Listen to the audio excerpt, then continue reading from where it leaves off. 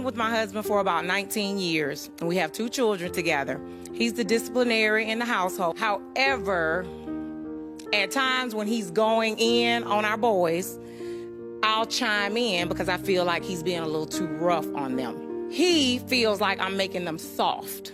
How should I respond to this, or how should I act in the situations when he's disciplining our boys? Well, you don't have to agree with everything he does, but why don't you just stay out the way?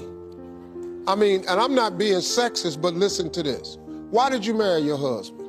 Because I love him. Is he the man of your dreams? Yes, he is. Is he the man you hope your sons will grow up to be? Yes. So why would you stop him from raising them into that? I'm not stopping him. I'm not stopping him.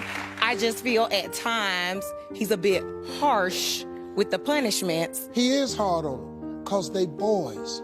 Undisciplined boys grow up to be undisciplined men. Do you know the problem you're going to have? Yes. Undisciplined men end up in the hospital or in a prison, or they end up in a grave. That's what happens to undisciplined men. I got 4 daughters and 3 sons. I have raised my sons entirely different than I raised them girls, because I had to. Because of the different set of expectations on the boys. Now, do I want my girls to be successful? Yes. Do I want them to get equal pay? Yes.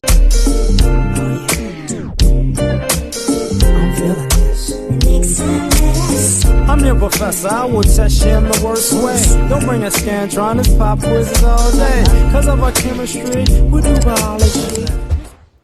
What's up? L.A.R. movement still moving. Let's have this conversation. How mom sabotages manhood. It's not on purpose. For some people, it's not on purpose. But for other people, it is on purpose. But it's got to be talked about nonetheless, right? So,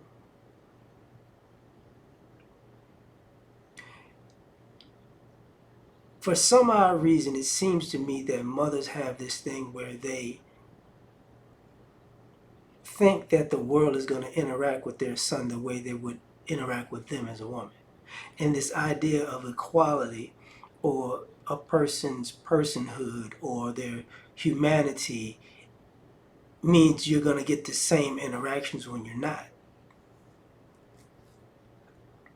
So when men enter the room to raise, parent, mentor, or teach, young boys to teenagers, to young men how to be men, for some odd reason, mothers get in the way. And the problem with that is, it comes off that because you have certain feelings, you think your feelings override the actual reality. Your feelings override you being a bad parent at that moment because you want to act in love. But that ain't love. That ain't protection. That's coddling. And how this winds up ending bad is because then you get young men trying to figure out how to be men from 18 to 30 because mom stepped in the way of all the lessons that could have been learned from, let's just say 12 to 18. All the things that could have been taught, and all the things that could have made that boy productive and disciplined and a go-getter, you got in the way of with all of your you too hard, oh, you're yelling, oh, you mean, you being mad, oh, there's no reason to cuss, oh, there's no reason to grab the boy like that. Yes, there is. Yes, there is. This idea, and now what you're seeing is a society of overly talkative guys who are underperforming. And then you're saying, oh, the girls have caught up to the guys and surpassed the guys. No, that's actually not true, because you still got guys out here performing. The issue is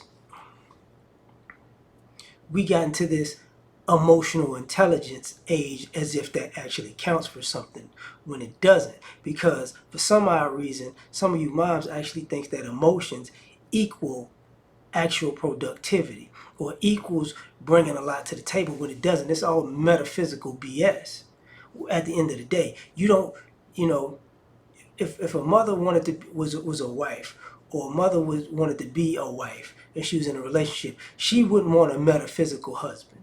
She wouldn't want an emotionally intelligent husband that's less productive because he's more emotionally intelligent. That's not what she wouldn't want, an emotional intelligent, quote unquote, protector and provider, because he has to feel it all out, and he's not going to necessarily make a decision until his feelings and emotion get worked through when we have this conversation. So now you're going to get a lot of pontificating and stalling and procrastinating. And unfortunately, you sabotage your sons by teaching them to do that. And then they're not the man that you wish them to be, you know, and it becomes a problem. Like, I don't know, because you can say that the fathers failed as fathers, but most fathers don't look at themselves as failures if they're dealing with a mother who undermines their parenting, that undermines their tutelage, or sabotages their grooming a boy to be a man. That's not a failure. That's a mutiny, you know. So when you get fathers and the kids get a certain age, you're like, no, you got it. Remember, you got it. And then it's like, well, the mother is like, well, no, you got to teach him this now. Now, I didn't understand what you were saying then, but I understand it now. And you know, I've seen it where it takes a mother 2, 5, 10 years to figure out what the guys were telling them 2, 5, and 10 years ago. And now, you know, they've sabotaged the parenting so bad that you want a guy to come fix 2, 5, 10 years of your bad parenting because you can't teach a boy how to be a man. And now you want him to wrap it all up in, you know, maybe a summer or maybe a few weeks, or mentor him for the next 3 years. And it's like, yo, we wouldn't even have to be in this situation if you wasn't so doggone hard-headed. And then that's the point where, you know, some of y'all don't realize it, but, you know, when it comes to quote-unquote single parents or single mothers, that's the point that frustrates a lot of guys, because you got a mother who sabotages a boy being taught how to be a man has to be deprogrammed. And unfortunately, when you have to deprogram them, guess what moms do? They sabotage the deprogramming because it was something that they was getting out of programming their son that way. And they want that to continue.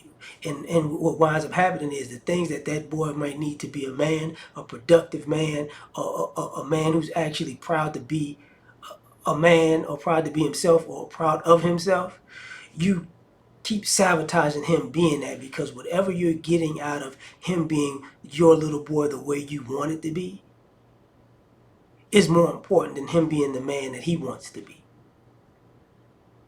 And fathers, you know, husbands who are fathers, or just fathers, and mentors of young men have seen it all the time.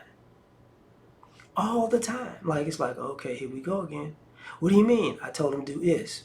And you got in the way, but I don't want him to do that. I just, because you want to nitpick and pick and choose how he can be a man. You know, yeah, I need you to parent him. I need you to teach him how to be a man. Yes, I need you to mentor him, but I need to but too many of you mothers are trying to oversee it, and then you want to take this out.